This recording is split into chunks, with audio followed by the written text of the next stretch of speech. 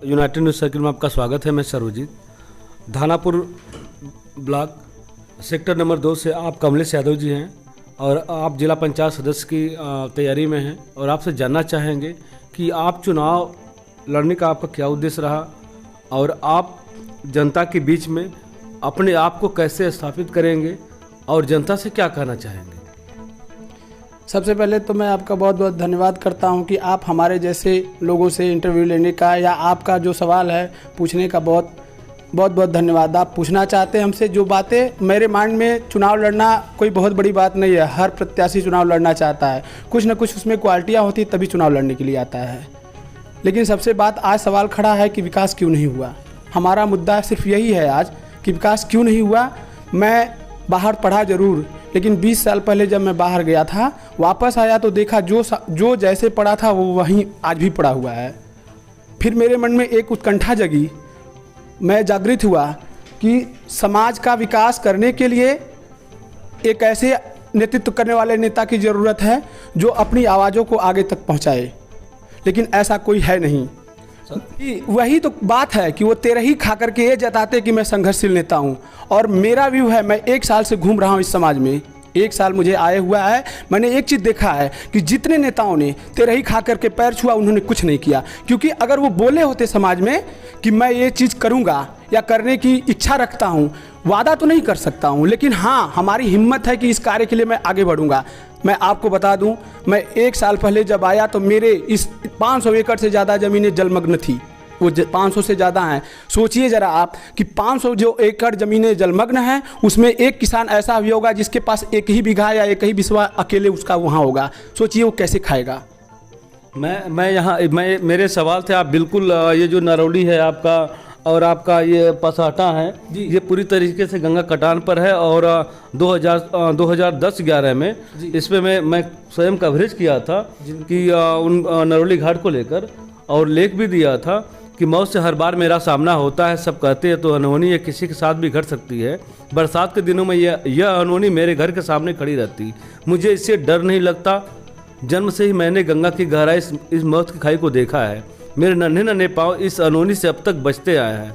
आप ही बताएं कौन इन्हें समझाएगा। देश प्रदेश में बैठे अधिकारी शुभचिंतक इनके हक के लिए लड़ते हैं। ये सवाल आज तक विधायक नहीं उठा पा रहे हैं, ये समस्या दूर नहीं कर पा रहे हैं। उनकी निधि यहाँ कहाँ चली जाती है। इसका कारण यही है कि वो भी विधायक हो, चाहे सांसद हो, चाहे जिला पंचायत हो, चाहे ग्राम प्रधान हो, वो घूम के समाज में तेरे ही खा करके पैर छुए हैं और वो अपने आप को कर्मठ नेता समझते हैं। क्या आप ऐसे ही काम करेंगे? आप भी यही काम करेंगे और ये स्थिति बनी रहेगी, उनके लिए कोई शुभचिंतक नहीं होगा। ये तब तक जब तक जनता जागरूक नहीं होगी, उनसे सवाल नहीं पूछेगी, उनसे खड़ा होकर के अपना हक नहीं मांगेगी, तब तक ये चलता रहेगा। और जो झंडे के नीचे जो आज के नेता बड़े बुजुर्ग हमारे हैं, जो झंडे के नीचे झंडा गाड़ के वोट बैंकों को जेब में रख करके घूम रहे हैं, वो अगर कोई नया आ रहा है उसका सपोर्ट करने के बजाय उसको सोच रहे हैं कि ये आगे उठने ना पाए। अगर वो आगे उठेगा, समाज के लिए विकास की बात करेगा, तभी विकास हो सकता है। जो बोलेगा ही नहीं, तेरे ही खा करके चुपचाप पैर छुआ और चला जाएगा, वो कभी विकास नहीं करेगा। वो फिर आएगा, फिर यही कहेगा कि इस बार नहीं कर पाए, अगले बार करेंगे हम। तो क्या उसकी नीतियां है वो मरने का इंतजार, बिल्कुल किसी बुजुर्ग के मरने का इंतजार और तेरे ही खाना, हमारा विकास पूर्ण हो गया। जी बिल्कुल, उनका वही कार्य है कि वो संघर्षशील तभी कहे जाते हैं जब वो घूम घूम करके समाज के सारे लोग को अटेंड करके तेरे ही खाते हैं और माने जाते हैं कि भैया वो सबसे संघर्षशील नेता है। वो तेरे ही खाने आ जाते हैं। गाँव का विकास हो गया उस गाँव का। जी बिल्कुल, गाँव का विकास। कभी आपने सुना है कि कोई नेता इस 500 एकड़ जमीनें जो डूबी हैं, कोई संघर्षशील नेता खड़ा होकर के आवाज़ लगाया है कि ये क्यों डूबी हैं? हमने कल बर्दीसाड़ा और तमाम गांव का भ्रमण किया। मैंने देखा, मुझे तो लगा कि जितने विधायक, नेता और जिला पंचायत प्रमुख सब धानापुर के उस साइड के हैं, सब सारे के सारे उधर हैं। मुझे लगा कि उधर विकास किया होगा उन लोगों ने, लेकिन उधर भी कुछ नहीं किया है। हमें तो लगा कि इधर के दूर है इसलिए नहीं हो पाया है विकास, पर उधर जब मैं घूमकर देखा तो बहुत ऐसे मलिन बस्तियां पड़ी हैं जहां झोपड़ी हैं, गिरे हुए टूटे फूटे घर हैं, उनके ऊपर रोड तक नहीं है जाने के लिए। मैं आपसे ये जानना चाहूँगा कि जब जिला अध्यक्ष का चुनाव होता है, जिला पंचायत का नहीं, जिला अध्यक्ष का चुनाव होता है, चुनाव जीतने के बाद तो लगभग 1.5 से 2 करोड़ की जो बोली लगती है, ये कहीं न कहीं एक अलग मैसेज दे जाती है समाज में। क्या इन बोलियों पे के लिए चुनाव में आते हैं या फिर ज़मीनी हकीकत के लिए कि मैं बिकने वाला नहीं हूँ, विकास करूँगा? जी बिल्कुल, ये बात आपकी सच है। आज समाज में ये सारे लोग देख रहे हैं कि चुनाव मैक्सिमम लोग इसी मुद्दे पर लड़ने आ रहे हैं कि मुझे 1 करोड़ 2 करोड़ मिल जाएगा। जब उनको 1 करोड़ 2 करोड़ मिल जाता है तो अपने जो जिला बनाया जाता है, अध्यक्ष बनाया जाता है, उससे काम इसीलिए वो नहीं ले पाते हैं। आज सबसे बड़ी समस्या एक खड़ी हुई है यहाँ पे, धानापुर पूरा जो सेक्टर नंबर 2 है, कोई बता दे नेता जितने भी बड़े, चाहे आज तक के जिला जो प्रत्याशी हुए जिलाध्यक्ष जी बने और इसके बाद सेक्टर नंबर 2 के जो भी जिला पंचायत बने, बता दे कि शिक्षा के ऊपर या मेडिकल के ऊपर कोई कार्य किया हो। उसका कारण ये है कि वो ऑलरेडी पहले से बिक चुके हैं। वो उस प्रतिनिधि से, अपने बड़े स्तर के नेता से काम नहीं मांग पाते क्योंकि वो पहले उनसे ले चुके हैं, तो काम कहाँ से मांगेंगे उनसे? सामने बोल भी नहीं पाते हैं और बोल भी नहीं पाते उनके, क्योंकि बोलेंगे कैसे? बोलने के लिए उनके पास अधिकार ही नहीं है। वो बोलेंगे तो वो बोलेंगे हमने तो आपको पहले दे दिया है, तो आप काम कहाँ से लोगे? आप अपने काम की पूरी कीमत ले चुके हैं पहले ही। जी, पहले आपने अपने काम की पूरी कीमत ले चुके हैं, इसलिए आपको हम काम नहीं दे सकते हैं।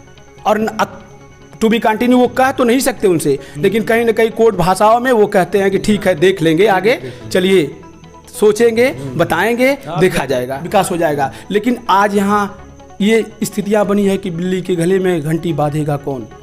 अगर कमलेश यादव कहता है कि मैं कोशिश करूँगा कि यहाँ कम से कम एक छोटी लाइब्रेरी बननी चाहिए, तो मेरी कोशिश निश्चित है कि मैं इसके लिए आगे आवाज़ उठाऊँगा। और मेरी दूसरी कोशिश है कि यहाँ एक हेल्थ सेंटर होना चाहिए। मैंने नहीं नाम ले सकता, मैंने सांसद जी को माननीय अपने एक ज्ञापन छोटा सा दिया था कि यहाँ एक सीतापोखरी पे CHC बनना चाहिए। मैंने गरीबों की दुर्दशा को देखा है, जो धक्के खा कर के BHU में मर जाते हैं, वहीं उनको कोई पूछने वाला नहीं होता है। BHU तो क्या, कहीं भी बड़े सेंटरों पे चले जाएं, उनकी कोई सुनवाई नहीं है, क्योंकि उनके पास न पैसा है न उनके पास बल है कि वो लड़ सके किसी से, वो दम तोड़ देते हैं। लेकिन यहाँ के सारे नेता वोट लेकर के चले जाते हैं वापस, फिर कभी नहीं आते कि उनकी दशाएँ क्या है।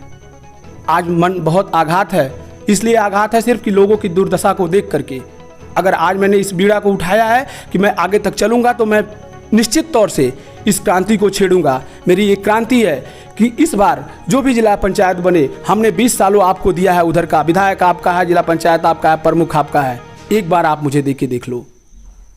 मैं भी कुछ करना चाहता हूँ। अब मैं यही नहीं कर रहा हूँ कि मैं, वो सिर्फ मैं नहीं होना चाहिए, वो इस एरिया का कोई भी तेज तर्राक आदमी होगा जो हमारी आवाज़ों को बुलंद कर सके, जिसमें ये गट्स हो, जिसमें ये एक संकल्प हो कि हम अपनी बातों को आगे तक पहुंचाएंगे। नेतृत्व, नेता मतलब नेतृत्व करने वाला ज़बरदस्त स्ट्रांग चाहिए, जिसकी आवाज़ बुलंद हो, वही हमारा असली नेता है। अगर ऐसा कोई है तो मैं सबको कहता हूं, जितने कैंडिडेट लड़ते हैं वो एक सभा बुलाएं और सब लोग चूज कर लें कि कौन नेता हमारी आवाज़ों को आगे पहुंचा सकता है। तेरे ही खा करके वोट मांगने वाला नेता न कभी विकास किया है, न कभी विकास कर सकता है।